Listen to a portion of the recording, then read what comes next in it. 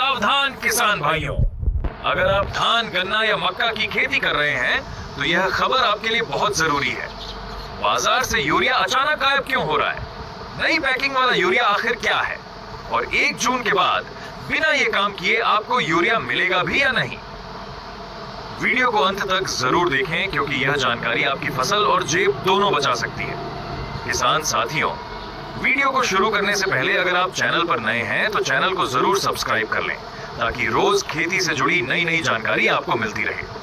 दोस्तों, भारत सरकार ने यूरिया को लेकर ऐसा नियम बना दिया है जिसमें 1 जून के बाद केवल उसी किसान को यूरिया दिया जाएगा जिसके पास किसान आईडी होगी, और वह भी केवल उसकी जमीन के हिसाब से ही दिया जाएगा।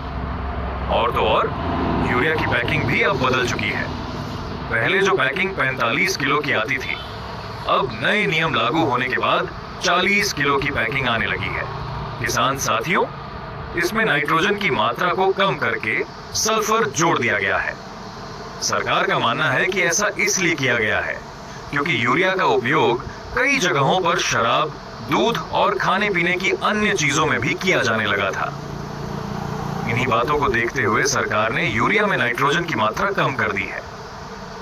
लेकिन क्या यह नया यूरिया हमारी फसलों के लिए पुराने यूरिया के मुकाबले ज्यादा अच्छा होगा या नहीं, यह देखना काफी महत्वपूर्ण होगा। अब बात करते हैं कि 1 जून के बाद यूरिया लेने के लिए क्या क्या करना होगा। प्यारे किसान साथियों, सरकार ने फैसला किया है कि 1 जून के बाद हर किसान के पास किसान आईडी यानी फार्मर आईडी होना जरूरी होगा। इसके बिना किसी भी किसान को खाद नहीं दिया जाएगा। लेकिन यहां पर समस्या ठेके पर जमीन लेकर खेती करने वाले किसानों के लिए काफी ज्यादा बढ़ चुकी है।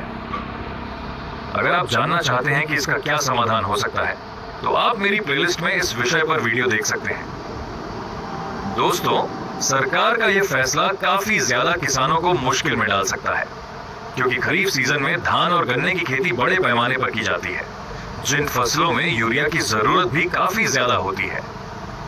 इन सब बातों को देखकर कई किसान अपनी चिंता जाहिर कर रहे हैं। अब बात करते हैं कि यूरिया में क्या बदलाव हुआ है। किसान साथियों, पहले यूरिया का वजन 45 किलो होता था, जिसे घटाकर 40 किलो कर दिया गया है। साथ ही 46% नाइट्रोजन की जगह अब 37% नाइट्रोजन और 15% सल्फर जोड़ा गया है। यानी अब सल्फर कोटेड यूरिया बाजार में उपलब्ध कराया जाएगा, जो मुख्य रूप से खेती में ही इस्तेमाल होगा। यूरिया के दाम की बात करें तो इसका मूल्य लगभग 270 रुपए रखा गया है। यदि कोई दुकानदार आपसे अधिक पैसे वसूलता है तो आप उसकी शिकायत यूरिया हेल्पलाइन नंबर पर कर सकते हैं।